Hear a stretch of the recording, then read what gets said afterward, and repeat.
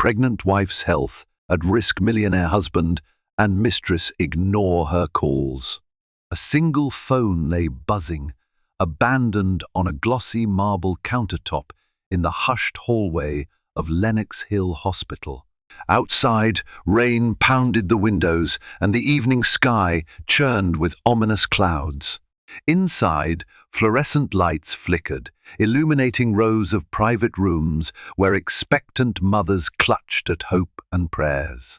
Among them was Catherine, strapped to a monitor in unimaginable pain, eyes fixed on the screen of her own phone. She tried calling once more, ring after desperate ring, yet no one answered. Fear clawed at her heart, for she was alone when she needed her loved ones most. Every beep of the heart monitor reminded her that her baby's life was hanging in the balance, yet the man who had promised to protect her was nowhere to be found. She pressed call again, tears pooling on her hospital gown. This would be the night everything changed forever. Catherine had grown up far from the glamour of Manhattan's elite circles. She was raised in a quiet Connecticut town where neighbors greeted one another and weekend picnics were a joyful norm. Though her parents weren't wealthy, they instilled in her the belief that genuine compassion and strong morals were more valuable than any fortune. From an early age, Catherine's dream was to become a school teacher who could inspire children, the way her own teachers had inspired her. When she finished her teaching degree, she moved to New York City. The city drew her like a moth to a flame. Its promise of boundless possibilities and cultural diversity captured her imagination. She found a job at a small private school, teaching third graders who challenged her every day in ways that made her laugh, cry, and ultimately feel more alive than ever before.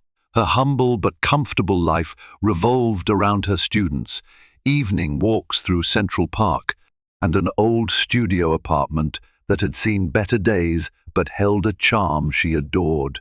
One crisp autumn evening, during a friend's birthday party at a trendy lounge, Catherine met Alexander Cole. He was there on business, an informal networking event with real estate developers from London. Fate took a twist when he noticed her from across the room. Where others saw a simple, understated teacher, Alexander saw a gentle glow in Catherine that stood out against the brash backdrop of Manhattan's late-night scene. He approached her, offering a disarming smile and enough polite conversation to make her trust him. Alexander, at that time, was not just any businessman. He was being touted as the rising star of New York's real estate empire. His name appeared in society columns featuring exclusive parties in penthouses overlooking Central Park. People often said he was a man who possessed Midas's touch. Every project he handled turned into unimaginable profit. He was tall, with a confident posture and that specific brand of quiet magnetism that wealthy power players often carry. Despite that, he seemed genuinely interested in Catherine's stories about her classroom, her dreams of writing children's books, and her volunteer work with underprivileged youth in Harlem. What Catherine didn't immediately see was the complicated life he left behind that night. She didn't see the many phone calls from business associates, the swirl of gossip that surrounded him, nor did she understand the web of acquaintances who traded money for influence and secrets for power. All she saw was a man leaning in, listening intently as she recounted how one of her students refused to color inside the lines and insisted that the sky should be green and clouds pink. They began dating casually, but Catherine quickly became an indispensable solace for Alexander. Where everyone else courted him for favors, positions, or financial gain, she cared about him as a person. She cared about his insomnia, his relentless workload, the pressure on his shoulders. She drew him into a world of simpler joys, a Sunday morning stroll through the park, homemade pancakes in a cluttered kitchen, late-night phone calls discussing hopes and fears instead of net worth and stock prices. Around 6 months into their relationship, He confessed he was deeply in love with her. He didn't do it over a fancy dinner or in one of those lavish rooftop gardens he frequently visited. He did it spontaneously, on a Saturday night, as they were binge-watching old sitcoms on her worn-out couch. With tears in her eyes, Catherine told him she loved him too. Within a year, they were married. Everyone said Catherine was the luckiest girl alive. Alexander spared no expense for their wedding, held at an ornate cathedral in the city. The reception was at a 5-star hotel, decorated with crystal chandeliers and thousands of white roses. Society page columnists fawned over the event, calling Catherine the fresh-faced teacher who captured the heart of the city's most eligible millionaire. But behind those dazzling images, Catherine was excited by something more precious, the idea of building a family with Alexander. She saw beyond the glam and recognized that, despite his wealth, he was a man searching for emotional grounding. Their first year of marriage was pure bliss. Catherine continued teaching, although Alexander suggested persistently that she quit and enjoy a life of leisure. She refused, maintaining that her work defined her and that her heart belonged to her students. It was one of the first serious disagreements they had, but they resolved it amicably. Alexander begrudgingly respected Catherine's devotion to her craft, even donating large sums to her school's arts program. Months passed, and their bond seemed to grow. They purchased a townhouse on the Upper East Side, near a cluster of private schools and tree-lined streets. Catherine loved the idea of rearing children in a safer, quieter nook of Manhattan. She and Alexander even talked about where to put the crib one day, how they might decorate the nursery. Alexander joked that he would hire the best interior designer in the city, while Catherine insisted she wanted to paint a mural herself, something personal and filled with love. During this time, new acquaintances entered their lives. Among them was Rachel Martin, a leggy brunette with an eye for wealth and social climbing. She was introduced to Alexander at a gala for an international relief charity, an event Catherine skipped because she felt unwell. Rachel was everything Catherine wasn't: brash, flamboyant, worldly in a way that turned heads, and unashamed to flaunt it. She had a background in luxury PR and was known to fix the public images of powerful men with tarnished reputations. She was rumored to have a string of high-profile ex-lovers, each wealthier than the last. Alexander insisted he was just networking with her for a potential charitable project. Catherine, in her gentle, trusting way, believed him. After all, their relationship had been solid until that point, and Alexander had never given her reason to doubt him. Yet something in Catherine's gut tightened every time she heard the name Rachel. The woman possessed a seductive confidence that spelled trouble. Whenever Rachel's voice came through on Alexander's phone, Catherine felt a slight chill, an intuitive alarm she couldn't quite understand. Months turned into a year and a half. Catherine discovered she was pregnant in the middle of a frantic school day. She'd been feeling dizzy, so she popped into the teacher's lounge and took a test. When the result came back positive, her heart soared. She felt an explosion of joy, picturing the sweet face of a child that would share Alexander's eyes and possibly her own curious, caring spirit. That night, she broke the news to Alexander. She expected elation hugs, tears of joy, promises of being an incredible father. Instead, she found him somewhat reserved. He mumbled something about big responsibilities and how his schedule was very tight with multiple real estate developments in the pipeline. Over dinner, he eventually smiled, squeezed her hand, and promised to do his best. But it wasn't the ecstatic reaction Catherine had dreamed of. In the weeks that followed, she tried to ignore the pang in her chest. Maybe fatherhood was just daunting for Alexander. Maybe he had too much on his plate at work. Catherine attempted to be understanding, offering him space to adjust to the idea. But as her pregnancy advanced, Alexander became busier, and Rachel's presence in his life seemed to multiply. She appeared at business dinners, charity events, even on a quick weekend trip to Boston. supposedly to scout out new investment properties. Catherine's suspicions grew stronger. She wanted to trust her husband, but found it harder with each passing day. A swirl of gossip from acquaintances in her social circle reached her ears. Rachel's always with him lately. They were seen at that new lounge, laughing together. Are you sure they're just business partners? She tried valiantly to maintain her composure and cling to hope. However, a stinging loneliness settled in. The man she loved was drifting away, piece by piece. Meanwhile, Catherine's belly grew with the life they'd created together. By the time Catherine was 8 months pregnant, Alexander was spending most nights away. He claimed it was necessary to finalize a multi-million-dollar deal with foreign investors. Catherine's body ached and her emotions churned.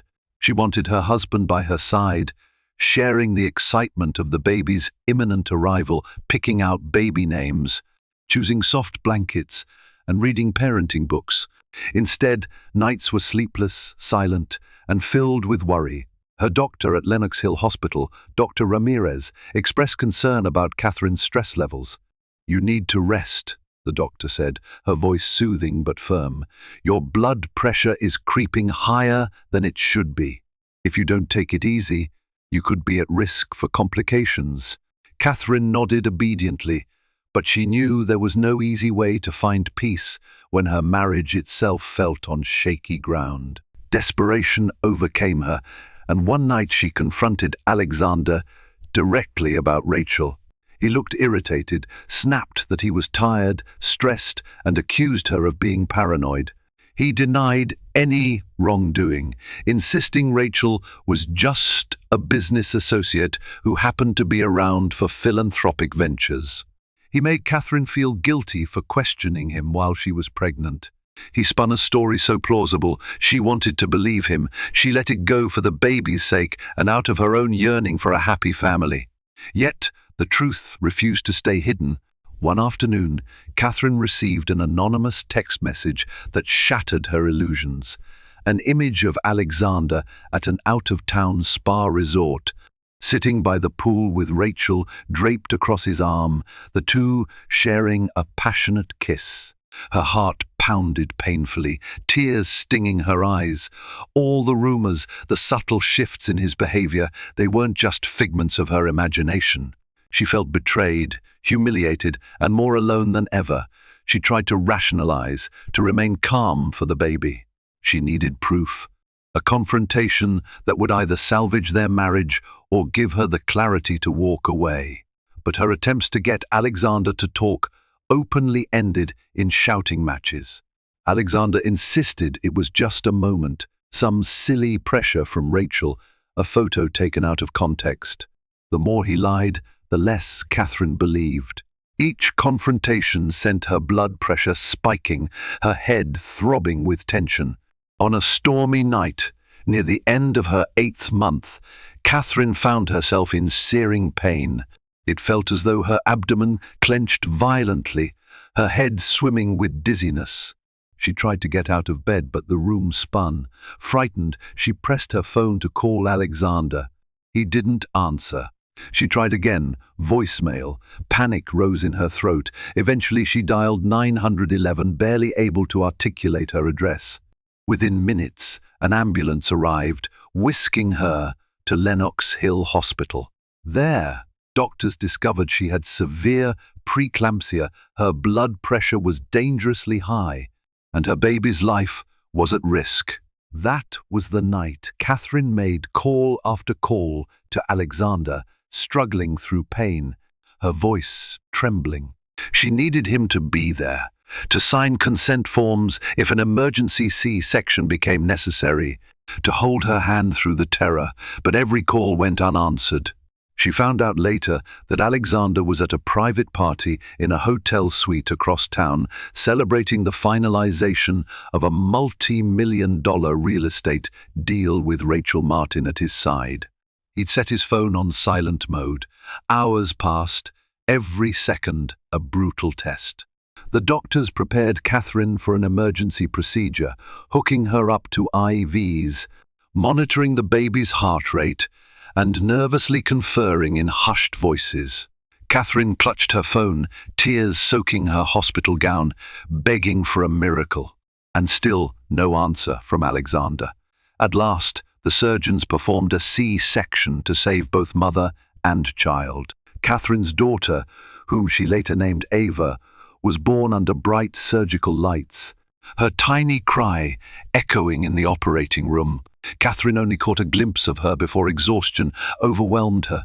She drifted into unconsciousness, heartbreak mingling with relief that her child was alive. In the days that followed, Catherine recovered in a private room. She had no visitors except for a few concerned colleagues from the school and a neighbor who found out about her condition. Alexander was nowhere to be found.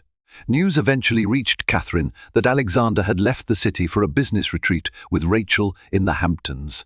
The knowledge cut Catherine like a knife, but she was still too frail from surgery and the complications to take any drastic steps. Weeks passed. Catherine tried to focus on baby Ava, cherishing the soft coos and the warmth of her daughter's little body against her chest. Yet sorrow gnawed at her heart. Not once had Alexander come to see the baby or even called to ask about her health. The hospital bills, though covered by insurance and their shared resources, piled up, each one a reminder of the lonely vigil she endured.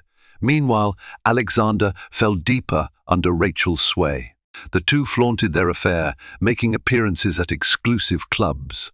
Paparazzi sometimes snapped photos of them leaving fancy restaurants, their smiles confident and unapologetic. If Alexander thought about his new daughter, he didn't show it publicly. Catherine heard from mutual acquaintances that Alexander was living it up, freed from the burdens of fatherhood and an ailing wife. But karma has its own sense of timing and retribution. In Alexander's case, it arrived in the form of a failed offshore real estate deal that threatened to dismantle his empire. The deal, orchestrated partially by Rachel's connections, turned out to be riddled with corruption.